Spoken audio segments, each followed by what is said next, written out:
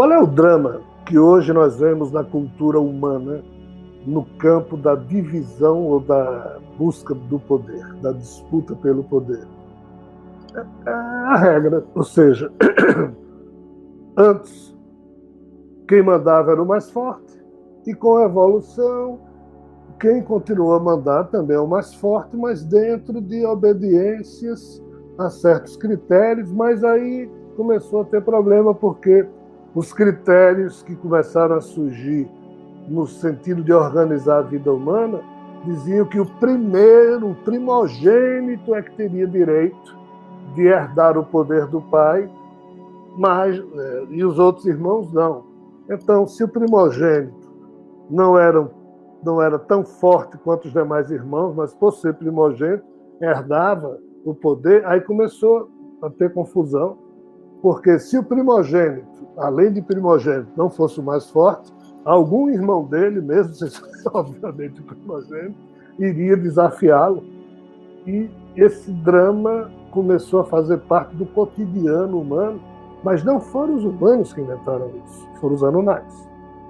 E como a Suméria foi a primeira organização onde houve uma misturada de valores não humanos com valores humanos, eu digo que foi a primeira porque foi a única que rodou durante muito tempo e disseminou esses valores, disseminou diversos graus de contribuição para que a própria humanidade, depois sozinha, depois do dilúvio, começasse a se organizar.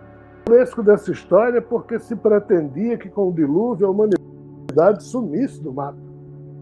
Mas deu tudo errado. A humanidade voltou a ocupar os espaços, começou a procriar mais loucamente ainda, e o que era um pouco raro antes do dilúvio, de cada 10 humanos que nasciam, 8 racionais e 2 meio parvos, ou 7, ou 6, ou 5, ou 4, porque tinha de tudo antes do dilúvio.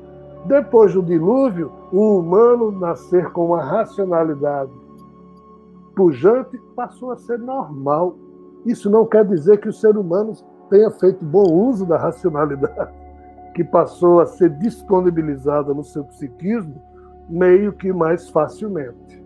Então, nessa época anterior, quando o chefão dos Anunnakis, e como eu disse, eu não vou poder contar isso muito a fundo, só o mínimo para a gente introduzir o assunto, Anu, ou An, que é o nome do cara que hoje em dia ainda manda em Nibiru, e hoje em dia, nos últimos pelo menos 400 mil anos, ele é o imperador de Nibiru, dos Anunnakis. Esse ser deixou na Terra 2 filhos dele, Enki e Enlil. Qual é o problema? Pelas regras monásticas que Zecharia Sitchin muito bem traduziu, isso foi mais um trabalho de Zecharia do que propriamente de George Smith e outros que realizaram essas traduções antes de Zecharia Sitchin. O filho Enki, na verdade, era o mais antigo, mas Enki não era filho de Anu com alguém de uma linhagem importante. Ele era filho de Anu com uma espécie de uma concubina. Já Enlil, que era o mais novo que Enki, mas Enlil era filho de Anu com uma irmã de Anu, porque assim o DNA era preservado, em termos de sangue azul, entre aspas. Né? E então, Enlil passou a ser o representante de Anu aqui na Terra, porque era o seu primogênito, entre aspas, em termos de pureza sanguínea, de pureza de DNA, ainda que Enki fosse mais velho que Enlil, mas não tinha, vamos assim dizer, a linhagem para ser considerado o herdeiro. Esse pequeno problema que eu estou citando para vocês, de como os Anunnakis faziam a sua sucessão monástica, foi e ainda será por um bom tempo motivo razão principal para que a turma jogue bombas atômicas uns nos outros, para que um certo clã brigue com o outro, e se no meio caminho for preciso destruir, destrói. O mais forte leva as batatas. Os mais fracos que se ferrem. Esse tipo de problema, ele hoje está entranhado no DNA humano, e quando a gente vê essas guerras pelo poder, eleição democrática, a democracia para a gente ela é um fato, mas é muito só aparente, e a gente pensa que pelo fato de ter a liberdade de falar o que quer e de votar em quem quiser, a gente está exercendo democracia. Isso é só um aspecto menor. Mas se alguém está manipulando para que você tenha só como possibilidade exatamente os tipos de candidato que essa turma quer e não o que você gostaria, e você é obrigado a escolher em opções que você não gosta de nenhuma, tem alguma coisa errada na democracia. Isso não é democracia nesse sentido. É manipulação do jogo democrático. Isso é só um substituto desse tipo de procedimento para manter-se no poder, que os Anunnakis fazem de forma aberta. Tem democracia, coisa nenhuma. É herança monástica, é herança hereditária e ponto. Nós, humanos, tentamos evoluir com isso aí, ainda estamos em meio caminho disso, e nós é que inventamos democracia, e os Anunnakis nunca gostaram disso. Mas pouco importa. O fato é que, quando Enlil se sente o governante da Terra e Enki ia cuidar só de uma parte, aqui surge o grande problema. A briga desses dois caras foi usada por Javé e os anjos, foi usada por Lenion, foi usada por uma série de outras figuras. E o que é que eu critico na obra de Sitchin? É que ele diz, Enlil, a partir de um certo momento, ficou conhecido como Poseidon, como Zeus, aliás, Enki como Poseidon, Enlil como Zeus, ou seja, ele não faz a distinção dos seres extrafísicos com os seres biológicos. Enki e Enlil nunca se metamorfosearam na vida, e nem seus filhos, mas na tradução da descendência desses seres, feita por alguns autores, eles misturam as coisas, respeito, mas discordam. Então, assim, pessoal, situando o nosso primeiro ponto aqui na história.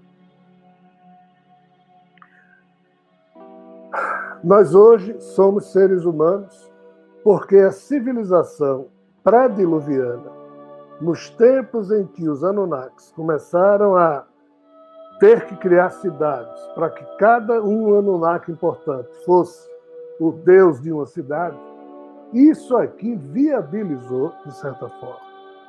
Ainda que tratando os seres humanos como animais, como escravos, como cobaias, mas isso aqui viabilizou um modo dos seres humanos conviverem com algum tipo de cultura que, mesmo não sendo humana, era extraterrena, mas os humanos foram evoluindo também em padrão de racionalidade na medida em que conviviam com esses seres Anunnakis, que tinham uma certa tecnologia, obviamente, que ninguém mais tinha, já que eles voavam das bases dele para cá. Mas isso não quer dizer que, fora isso, eles tivessem muito mais em termos de capacidade do que os humanos. Não, os humanos tinham mais que eles. Os Anunnakis só tinham isso. Tinham o domínio dos segredos, tinham armas e faziam com que os humanos dependessem deles, tivessem medo deles. E assim a coisa foi, e assim os humanos foram aprendendo a se tornaram curiosos, foram, mesmo sendo escravos, mesmo sendo trabalhadores, eles foram evoluindo, e a racionalidade humana deve, sim, à convivência com esses seres, com os Anunnakis.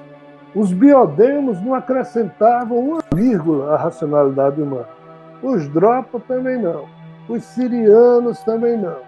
Os seres dementes desse universo vizinho, muito pouco.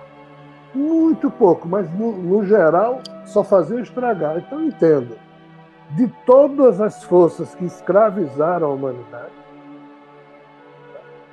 as únicas que participaram efetivamente não só da transferência de fase que houve na mente humana da condição de irracionalidade para a racionalidade, isso aqui se deve a dois eventos distintos. A exceção que Pandora promoveu, exceção por quê? Porque todo mundo é demente. Pandora também era, como filha de Zeus. Quando ela se tornou humana, ela deixou de ser demente. Mas antes era. E a outra força foi exatamente os Anunnakis, principalmente Enki, que foi percebendo que os seres humanos tinham essa condição, e Enki, há 50 mil anos que esse cara, desculpa, há 50 mil anos, esse cara chegou ao máximo de uma manipulação genética que ele já vinha há mais de 200 mil anos fazendo em Australopithecus, em Homo neanderthal, Homo sapiens, Homo erectus, em tudo que existia para trás. Né? Qualquer bicho parecido com um ser humano, Enki e a sua trupe fez manipulação genética para...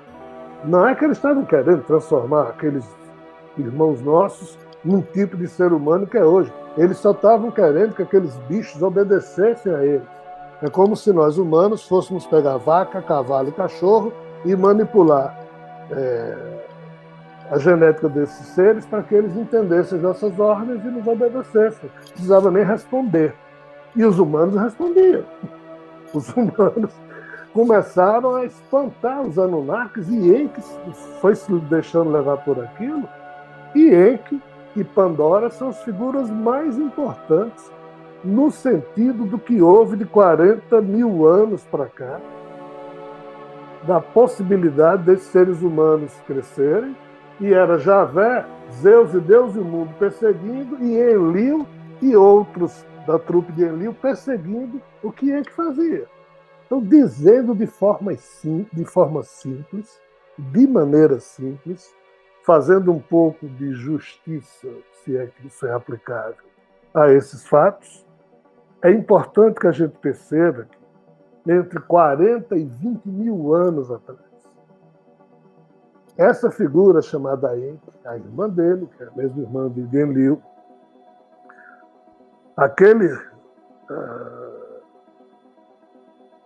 basicamente esses aí, para não complicar muito, tem mais gente, mas essas figuras foram tremendamente importantes, repito, ao longo desse tempo, na manipulação e na convivência e o modo como eles tratavam os humanos que lhes estavam próximos. Houve uma certa organização aqui na evolução da interação dos Anunnakis com os seres humanos. Isso aqui foi muito mais organizado do que a outra linha de Pandora, que foi meio que esculhambada e sempre perseguida pelos anjos de Javé. E aqui a turma ia, é uma coisa realmente muito desagradável, mais ainda, né? Mas sempre havia sobreviventes. Essas duas linhagens de Pandora e Enki, em termos de influenciação no DNA humano, muito tardiamente se cruzou. E esse cruzamento aqui é basicamente, a gente pode dizer assim, no primeiro Adão, ainda que tenha existido tantos figuras chamadas de Adão para trás. É no Adão há cerca de 23 mil anos, e também na tal figura chamada Eva. Mas isso é uma outra história. O fato é que quando Enki e Enlil começam a ter filhos, e filhos que nasceram aqui na Terra, então a gente vai lá na frente ver que Enki criou um clã em que ele tinha 6 filhos e um neto, e Enlil tinha 4 filhos, um neto e uma neta, coisa assim. Esses 2 clãs, essas 7 figuras aqui, essas 6 figuras aqui, foram tremendamente responsáveis por todo um conjunto de fatos históricos que a gente vai ver daqui para frente.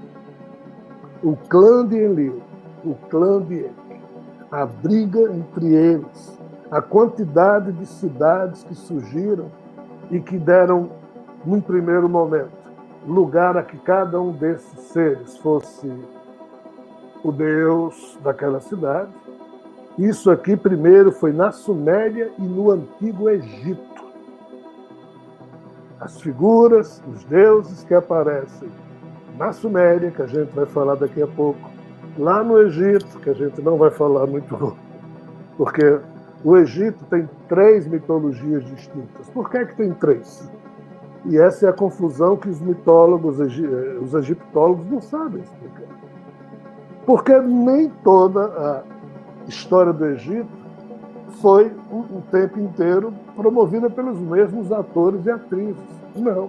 Existia lá um troço, uma linhagem, aí os Anunnakis invadiram, expulsaram essa turma. Essa turma que estava no Egito era uma turma do universo vizinho. Os Anunnakis dominaram. Aí ficaram lá e foram se enfraquecendo, até que surgiram os faraós, que passaram a ser os representantes dos Anunnakis, porque os Anunnakis foram se enfraquecendo antes e depois do dilúvio. Então, o Egito terminou criando 3 mitologias distintas que você olha e não consegue fazer ligação entre eles, mas é porque são 3 contextos diferentes ao longo de um mesmo processo histórico. Já os sumérios, não. Os sumérios é um povo que era agricultor lidando com seres de fora. E cada cidade que foi construída, que foram 8 ou 9 antes do dilúvio, tinha essas figuras como sendo representante de cada cidade, e os seres humanos de cada cidade passavam a servir como aquilo que a gente já falou, classe trabalhadora, escravos, e um ou outro humano eram de dentro, pessoas de confiança, vamos assim dizer, de cada um desses seres. Tá? Então, esse é o primeiro contexto. Só que os seres humanos foram se multiplicando. Foi tendo problema entre um e outra cidade, por 2 motivos. Problema de briga de filho de Enki com filho de Enlil, disputando isso e aquilo, e problemas também dos humanos que viviam numa cidade, entre eles, mas também entre os humanos que viviam em outra cidade. E a paciência de Enlil foi diminuindo, e Enki tinha muito mais saco com os humanos do que Enlil. Ele ficava impressionado, ele notava que o modo como os humanos viviam era um modo muito mais rico do que o modo como eles, Anunnaki. Mas aí perceberam que a próxima vinda de Nibiru, que é o planeta deles, ia passar muito próximo à Terra, entre a Terra e Marte, e aquilo ia criar um problema terrível. Criou. Foi quando houve, há cerca de 14 mil anos atrás, uma mexida na crosta da Terra, aí toda aquela confusão que a gente sabe, fim de mundo Atlântico, fim de mundo Hiperbóreo, e o dilúvio no meio. Aí Enlil disse, é assim que eu vou me ver livre desses animais que Enki costuma tratar com mais paciência que a minha. Só que não ficou. Aí depois do dilúvio, o recomeço foi muito, muito difícil, mas as cidades sumérias que já existiam antes do dilúvio foram reconstruídas.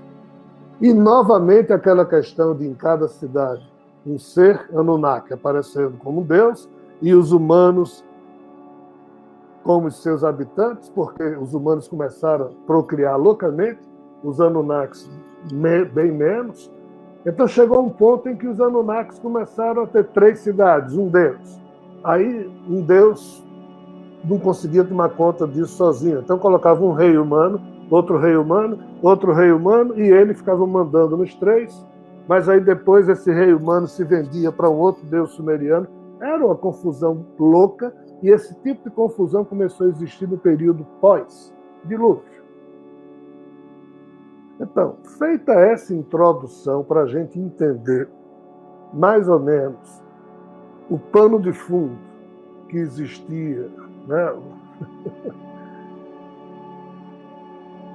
Nesse cenário mais antigo, é que a gente se aproxima de um tempo, e esse tempo é cerca de 5.000 anos atrás, em que a Terra estava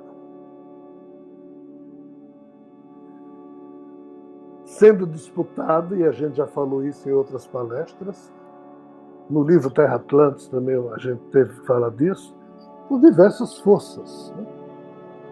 E basicamente as forças do império desse universo vizinho, as forças do Império Anunnaki, eles brigavam e esperavam que eles sempre dominariam a Terra, porque, entendo, os Anunnakis chegaram na Terra há cerca de 450.000 anos. Os biodemos chegaram na Terra um pouquinho antes disso, uma família Vol. Os sirianos chegaram na Terra perto disso. Essa turma, quando chegou aqui, não existia ser humano. A Terra era de quem chegasse. Vamos entender isso. Só que o espírito biodemo nunca teve essa de conquistar nada. Os biodemos, por não ter emoção, eles nunca se preocuparam em olhar as coisas dessa forma. Os sirianos tinham emoção, mas eram tremendamente puros, inocentes, eles não tinham malícia. Eu também não estava nessa de ser dono de nada, não é por aí. Os Anunnakis não, eles eram brigadores, eles queriam dominar, e Zeus e outras locas também. Então era um período em que o conglomerado de realidades Atrimurti brigava com a geração de Zeus, que havia derrotado os titãs e que havia posto a própria Trimurti de castigo, vamos assim dizer. Se tinha essas brigas entre os seres extrafísicos, na questão dos seres biológicos, os Anunnakis estavam se espalhando, já dominavam o Egito, dominavam a Suméria. E qual é a questão? A questão é que nós vamos falar aqui de um tempo em que começou a ter problemas muito sérios na Terra. Lá atrás, antes, uma turma de uma loca X com a turma de uma loca Y, eles criaram cidades que ficavam ao redor da Terra, ou seja, essas cidades saíam das locas, essas naves saíam das locas, como se fossem cidades aéreas, ficavam orbitando a Terra e brigavam entre elas. A gente falou disso numa palestra 15 dias atrás. Esse tipo de coisa foi bem mais lá atrás, eu não vou nem falar aqui. Mas há cerca de 5.000 anos, houve novamente uma confusão que a gente pode dividi-la em dois blocos. A primeira a gente pode chamar de guerras atômicas do tipo 1, daquele tipo que é produzida por locas que soltam bombas nesse nosso universo. Exemplo, o Ragnarok, que aconteceu lá em Marte há 300 milhões de anos atrás. Algo parecido com aquilo tornou a acontecer há cerca de 5, 6 mil anos, lá na região que a gente vai ver daqui a pouco, que eu vou mostrar para vocês, onde tem as ruínas da civilização do Vale do Indo, do Mohenjo-Daro, Harappa, Meerkat. Há cerca de 5.000 anos, essa turma desse universo vizinho soltou artefato nuclear devido à briga entre eles. Os humanos se ferrem. E se ferraram. Eles levaram as batatas, ou seja, conseguiram tomar conta. Então, cerca de 1.000 anos depois dessa confusão que houve lá, onde hoje é o Paquistão e a Índia, aonde hoje a gente chama ali a região da Palestina, próxima à península do Sinai. Sinai é o Monte Sinai, aquele monte em que, em tempos mais recentes, Moisés subiu lá no Monte Sinai, se encontrou com a turma de Javé e trouxe as tábuas dos mandamentos. Ali aconteceu, naquela região, uma outra explosão, só que essa não tem nada a ver com seres desse universo vizinho. Essa tem a ver com seres biológicos, Anunnakis, sitiados na Terra, disputando áreas, e eles usaram bombas e explodiram essas bombas ali. Então, como eu estava dizendo aqui, para facilitar o nosso entendimento, nesses últimos 5.000 anos ocorreram 2 grandes momentos em que houve o uso de artefatos nucleares na Terra, promovido por esses seres de fora. 5.000 anos atrás, aproximadamente, essa data pode recuar ainda um pouco mais. A turma dessas locas soltou bombinhas ou bombas lá onde hoje é o Paquistão e a Índia. 1.000 anos depois, ou seja, 4.000 anos atrás, a turma soltou, que turma? Os Anunnakis, aí são seres biológicos, soltaram bombas nessa região ali da Palestina e da Península do Sinai, e é isso que a gente vai falar na nossa palestra de hoje. A gente não vai se referir às tragédias de Mohenjo-Daro, de Harappa, que é lá na Índia. Vou só mostrar a vocês onde foi. Mas a gente hoje vai contar a história do que é que aconteceu para essa turma. Que turma? Os 2 clãs dos Anunnakis, o Dienk e o Dienliu, quando Ninurta de um e Nergal de outro, filhos de Enlil e Enki, no meio de uma confusão, são autorizados pelo grande conselho dos Anunnakis a soltar artefatos em cima da península do Sinai, das cidades do Vale de Sidim, onde estava Sodoma e Gomorra, e como é que essa confusão chegou e destruiu as cidades sumérias. Então é isso que a gente vai falar aqui hoje na palestra. A gente vai falar só dessas explosões tipo 2, produzidas por seres biológicos. As do tipo 1, produzidas por seres desse universo vizinho, um dia, numa outra palestra, se for o caso, a gente fala.